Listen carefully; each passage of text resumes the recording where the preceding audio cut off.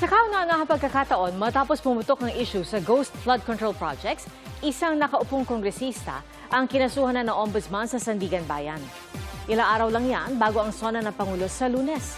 At kinasuhan din na isang dating kongresista at 3 iba pa ng graft at malversation. Nakatutok si Jonathan Andal.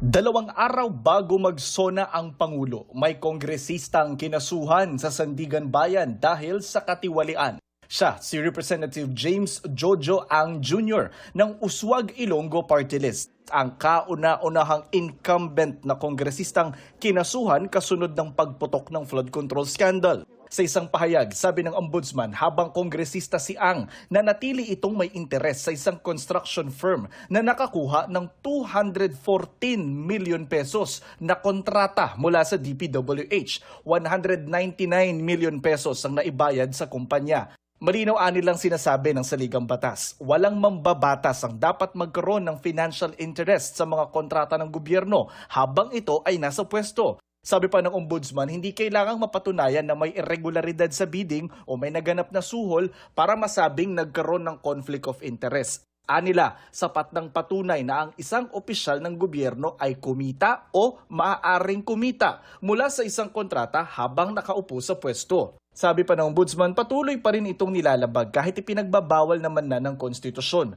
Batay sa report noon ng ICI o Independent Commission for Infrastructure, konektado si Ang sa 2 kontraktor na ang chairman ay tiyuhin niya na nakakorner noon ng 40 bilyong pisong kontrata mula sa gobyerno. Sinusubukan namin kunan ng pahayag si Ang pero wala pa rin siyang tugon sa ngayon. Pero sa isang pahayag noong November 2025, matapos ilabas ng ICI ang listahan ng mga inirekomenda nilang kasuhan, sabi ni Ang malinis ang kanyang konsensya.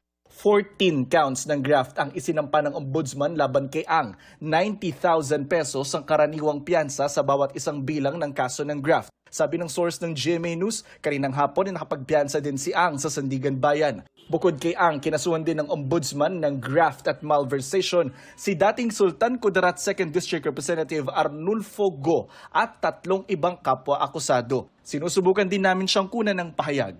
Jonathan Andal, nakatutok, 24 oras.